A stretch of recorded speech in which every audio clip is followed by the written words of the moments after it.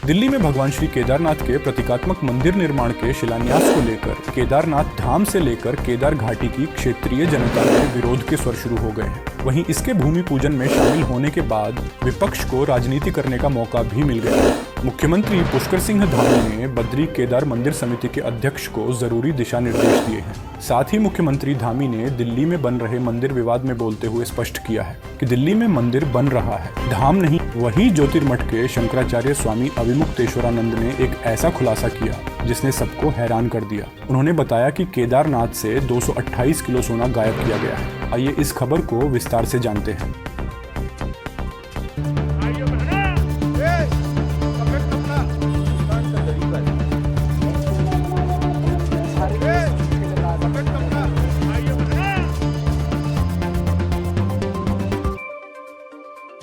दिल्ली के बुराड़ी में बाबा केदार का प्रतीकात्मक मंदिर बनाने को लेकर विरोध के सुर तेज हो गए हैं। केदारनाथ धाम से लेकर पूरी केदार घाटी में इसे लेकर नाराजगी व्याप्त है। दरअसल केदारनाथ धाम ट्रस्ट बुराड़ी दिल्ली में केदारनाथ के प्रतीकात्मक मंदिर का निर्माण करवाया जा रहा है, पर इससे केदारनाथ धाम से जुड़े पंडित पुरोहितों और धर्मावलंबियों में गुस्सा है। इसी बीच उत्तराखंड सरकार ने इस मामले में हस्तक्षेप किया है। मुख्यमंत्री पुष्कर सिंह धामी ने मामले में हस्तक्षेप करते हुए कहा कि बाबा केदार का धाम दुनिया में और कहीं नहीं बन सकता। उन्होंने बद्री केदार मंदिर समिति के अध्यक्ष को जरूरी दिशा निर्देश भी दिए हैं। मुख्यमंत्री पुष्कर सिंह धामी ने कहा कि बाबा केदार के किसी भी नाम से कोई भी मंदिर बन जाए तो उससे धाम की महिमा पर कोई असर नहीं पड़ सकता। फिर भी यह आस्था से जुड़ा मामला है, इसलिए बद्री केदार मंदिर समिति को संबंधित लोगों से वार्ता कर स्थिति स्पष्ट करने को कहा गया है। वहीं पर केदारनाथ मंदिर पर ज्योतिर्मठ के शंकराचार्य स्वामी अविमुक्तेश्वरानंद ने आरोप लगाया कि केदारनाथ में सोना घोटाला हुआ है। उस मुद्दे को क्यों नहीं उठाया जाता? वहां घोटाला करने के बाद अब दिल्ली में केदारनाथ बनेगा और फिर एक और घोटाला होगा। केदारनाथ से 128 किलो सोना गायब है, कोई जांच शुरू नहीं हुई है। इसके लिए कौन जिम्मेदार है? प्रतीकात्मक केदारनाथ मंदिर बन रहे हैं दिल्ली में, उस पर क्या कहना है? देखिए, प्रतीकात्मक केदारनाथ नहीं बन सकता है। हमारे यहाँ शिव पुराण में 12 ज्योतिर्लिंग का व्याख्यान किया गया है। बताया गया है कि 12 ज्योतिर्लिंग होते हैं। 12 ज्योतिर्लिंगों के जहाँ नाम बताए गए हैं वहीं पर उनका पता भी बता दिया गया है। और ये कहा गया है जैसे सौराष्ट्रे सोमनाथम, पहले कहा सौराष्ट्र माने पता, उसके बाद कहा सोमनाथ। उसी तरह से केदारम हिमवत पृष्ठे, जो केदार है वो हिमालय के पृष्ठभाग में है, माने हिमालय में केदार है। तो आप दिल्ली में कहाँ से ला के रख दोगे केदार को? जब पता साफ साफ बताया गया है कि ये यहाँ लोकेटेड है, तो आप उसका लोकेशन क्यों बदलना चाहते हैं? क्यों जनता को भ्रम में डालना चाहते हैं?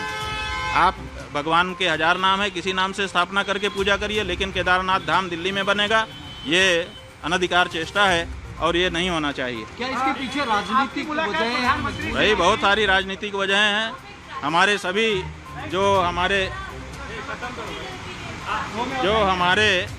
धर्म स्थान हैं वहाँ पर राजनीति वाले प्रवेश कर रहे हैं, और अब हमारे धर्म स्थान में जहाँ प्रवेश करने में दिक्कत हो रही है, आप केदारनाथ में देखिए 228 किलो सोने का घोटाला हो गया।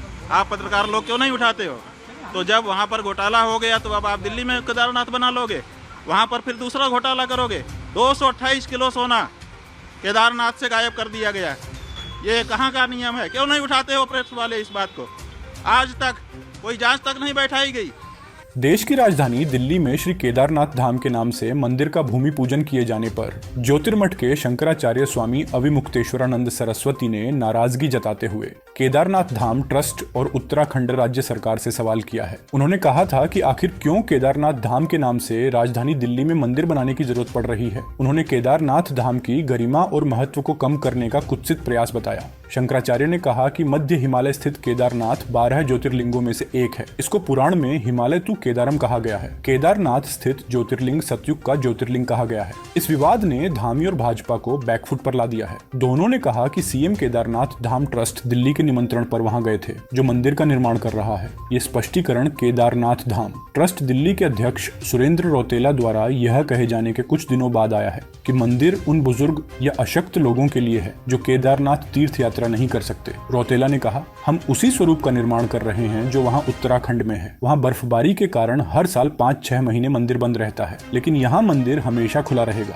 हम उत्तराखंड के केदारनाथ से एक शिला यानी एक पवित्र पत्थर ला रहे हैं और इसे यहाँ स्थापित कर रहे हैं। बाकी आपका इस खबर पर क्या विचार है, हमें कमेंट में बताइए और देश दुनिया से जुड़ी खबरों के लिए वार्ता 24 न्यूज चैनल को सब्सक्राइब करें।